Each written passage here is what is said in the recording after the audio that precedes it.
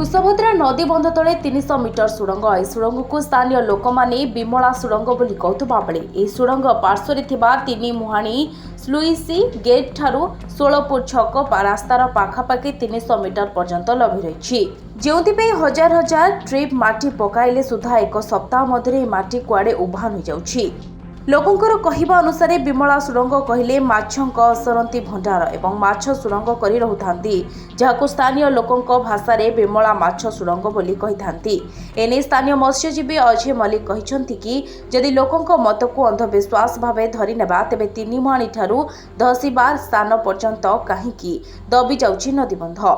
सेकरे विमल अछि बहु पुराना विमल अछि से माटी रखुनी टोटाली से एरियाटा टोटाली फटै नउछि से माटी जेते पकाउंती सेते पळै जाउछि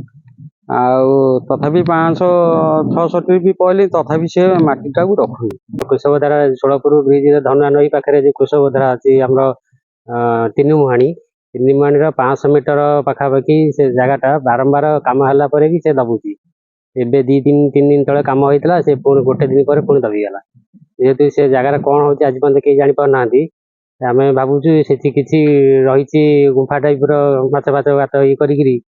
रहिछि किंतु जानि होनी आज पर्यंत कौन से जगह होछि बारंबार माटी पइला परे भी से होछि। बंध मरामती रे 5000 ट्रिप माटी कुआडे गला। ठिकादार तथा अधिवासी कहिसंजे नदी बंध तले एक सुरंग रहितबा नै अनुमान करा जाउछि जेउथि जेते माटी पकाइले मध्य ए माटी कुआडे उभै जाउछि।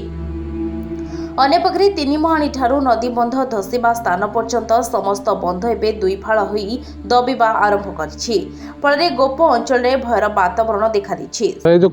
कुशभद्रा नदीर सोलापुर ठारू हमर मदरंग जो रास्ता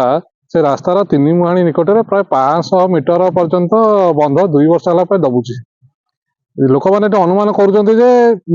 बंध तले जो विमल माने गोटे गुंफा टाइप रे गोटे रहउछि जोतर के बड़ बड़ माछ माने पूर्वपुरुष रहउछन्ति जहा फल कि जेते माटी पकैले भी से स्थानटा सेटारे दबुछि किंतु विभागीय अधिकारी माने बारंबार ये बंध तदारख करूछन्ति बारंबार ये करूछन्ति किंतु प्रकृत तार रहस्य कोन पई दबुछि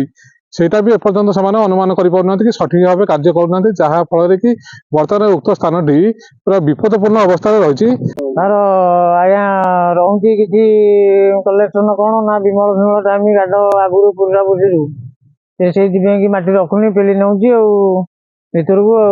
सूचना था कि 16 फुट ठारू मदरंग नदी बंध रास्ता गत बन्या रे 60 फुट रास्ता नदी मध्य को धसी जाइथिला परे एही नदी बंध उपरे पॉलिथिन और बाली बस्ता दे बन्या को मुकाबिला करा जाइथिला मात्र एक सप्ताह परे एही बाली बस्ता समेत पॉलिथिन भीतर को चली जाइथिला। बन्या परे हार मरामती करबा निमंते एठारे पुनः माटी पका जाई बंध समतुल करा जाइथिला एवं एक सप्ताह परे उक्त माटी मध्य कुआडे तळकु दबी जाई उभान होई गला। एही परि भाबरे 3 रु 4 थर हजार हजार ट्रिप माटी पकाई यहा उपरे मेसिन सहायतारे समतुल करा गला मात्र जो अवस्था को सेही अवस्था एबे किछि दिन तळे निमापड़ा जल संपद विभाग रो अधीक्षक जंत्री उपस्थित यार कार्य करा जायतिला सेठारे थिबा नदी बंध को काटी 1000 ट्रिप माटी पका जायतिला मात्र पुनर्बार नदी बंध 2 फुट दबिबा आरंभ होइछि। नदी बंध सुरक्षा पाई तुरंत आवश्यक पदक्षेप न नेले अनेक अंचल पाई बन्या विपद देखा देबा सहित हजार हजार लोक माने क्षतिग्रस्त हेबे। ए बाबदरे पचारिबारु निमापड़ा अधीक्षण जंत्री कोनसी प्रतिक्रिया देबाकू मना करिसंती। पुरीरु Vijay Pattnaik report Dinalipi live. Dinalipi live को एबे ही लाइक शेयर सब्सक्राइब करंतु।